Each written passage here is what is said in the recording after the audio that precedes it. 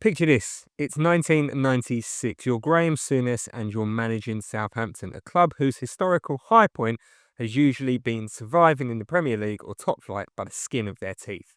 You're a demanding manager, you're a legendary hard man, you're known for not suffering fools, and then your phone rings. On the other end is a man claiming to be George Weah. Yes, that George Weah, Ballon d'Or winner, AC Milan legend. And he's telling you about his cousin, a world beater apparently, a former international, a proper talent who just needs a chance. This isn't the setup for a terrible joke. This is the story of the most audacious, brazen, and frankly hilarious con job in Premier League history. A story that saw an amateur footballer step onto a Premier League pitch with no business in being there.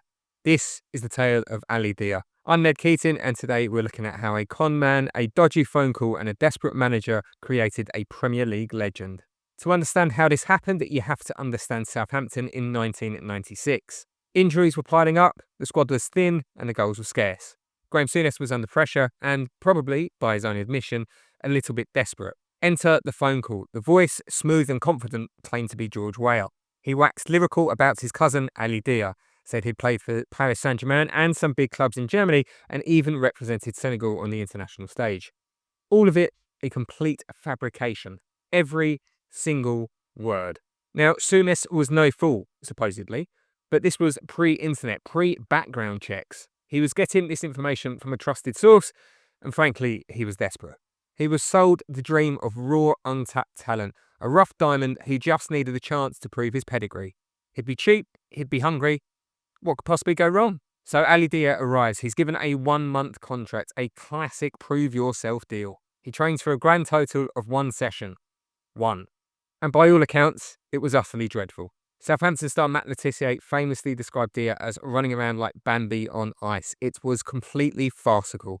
Any sane person, any rational manager would have sent him packing immediately. Thanks, but no thanks. But this is where the story pivots from audacious con to staggering incompetence.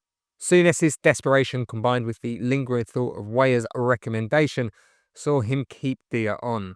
It's like buying a used car that you know has no engine, but the salesman was really polite. The plan was for Dia to play in a reserve game, a proper trial, but then he conveniently picked up a thigh injury. A classic move, delaying the inevitable exposure.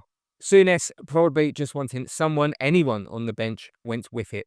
This was going to be like an FA Cup semi-final for Dia, but in reverse. So, November 23rd, 1996, Southampton are playing Leeds at home, a Premier League fixture, proper stuff. And Ali Dia is on the bench. Let that sink in. An unemployed amateur whose entire resume is a complete lie is sat next to professional footballers ready for his chance to step onto a Premier League pitch.